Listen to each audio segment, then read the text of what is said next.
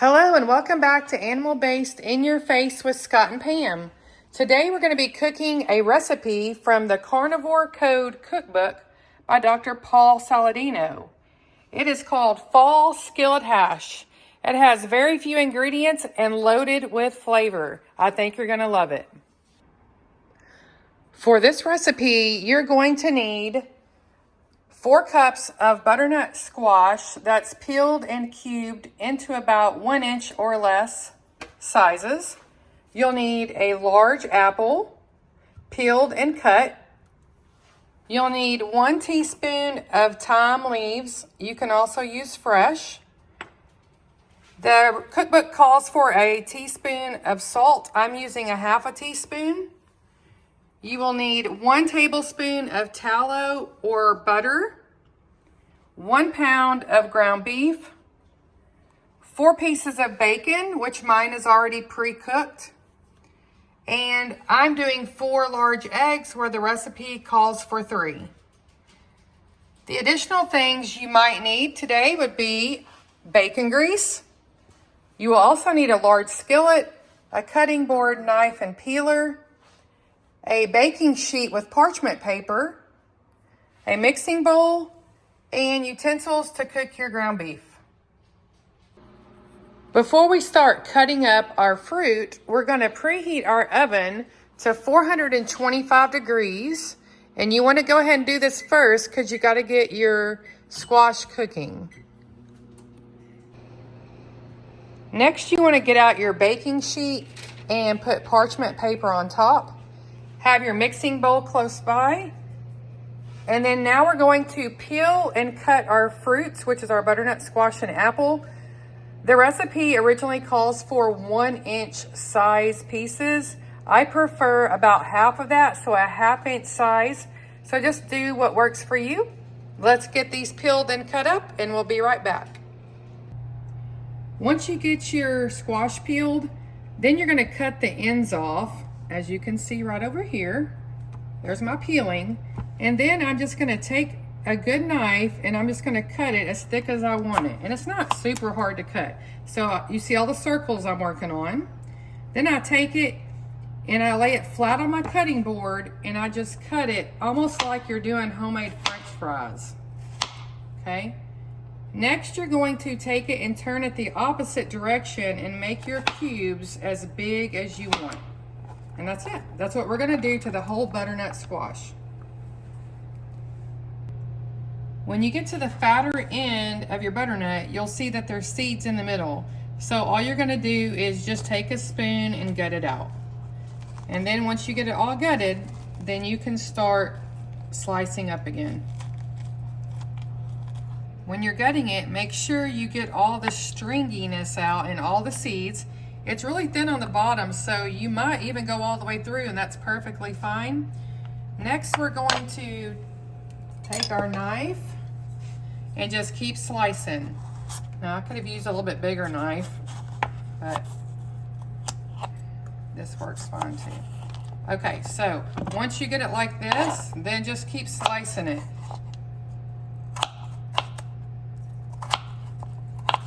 And then usually I just go around.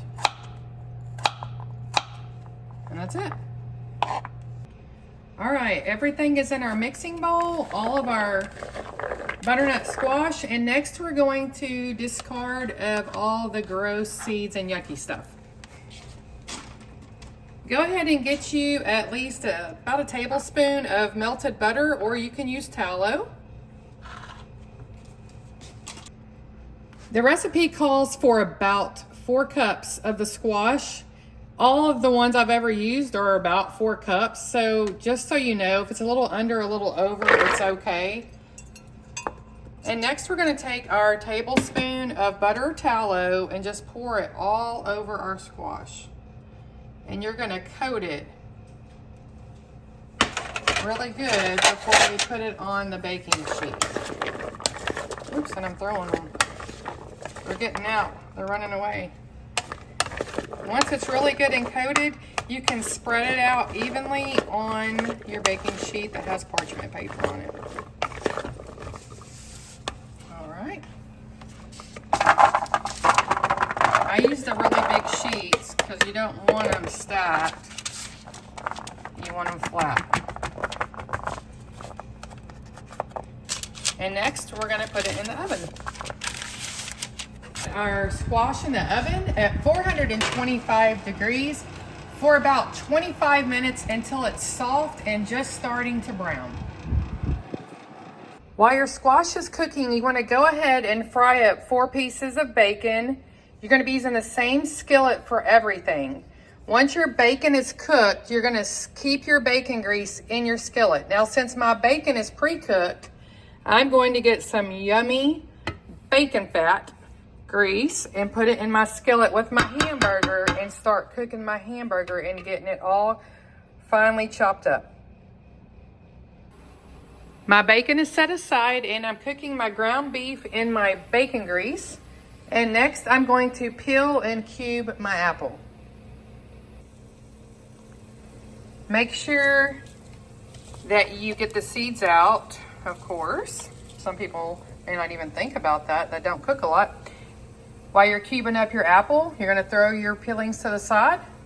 We're checking on our ground beef and it's cooking good. If you don't have a chopper, I highly recommend it. You can get your ground beef as fine as possible.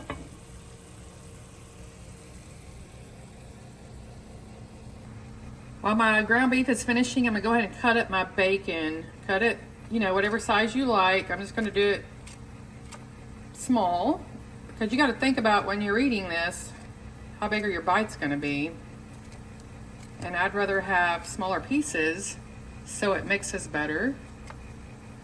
And I can put it in individual storage containers for lunch to take to work. So just get your bacon all cut up. The ground beef is done, so I'm going to put it in a bowl and set it aside. We are not going to rinse it off or anything. We're just gonna put it in the bowl and leave the little bit of the bacon grease that's left in there. Once that's done, we're gonna put our apples in. Next, we're going to put our apples in our skillet. You wanna cook them until they're soft. It's usually about 3 or 4 minutes. Give them a good little stir. And we'll be back to check on those. Now let's go over to our oven. It's been about 25 minutes on our butternut squash. It's been 25 minutes. You can see where some of the thinner pieces are starting to brown in the edges. So it's done. I'm gonna pull it out and you can see that squash has a lot of water in it. That's why it's kind of shrunk and shriveled up some. Our apples have been cooking about 3 to 4 minutes and they're soft.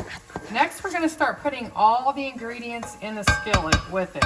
You're gonna turn your heat down because once you get everything in and mixed, then you're just going to let it all heat all the way through. So dump in your ground beef. And then we've got our bacon over here. Put all of our bacon in. I'm gonna give that a stir real quick.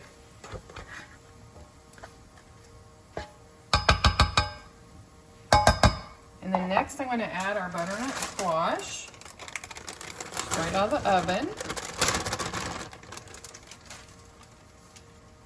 And then you're going to add a ½ teaspoon of salt. Now the recipe calls for a full teaspoon, and more to your liking. But I made it with a ½ teaspoon and it was plenty for our whole family. The last thing we're going to add is the thyme, 1 teaspoon of thyme. Of course, you can add more or any other seasonings that you want. And then we're going to stir it up and let it just heat all the way through. Make sure you get all the salt and everything mixed up really good. And we'll be back in a few minutes.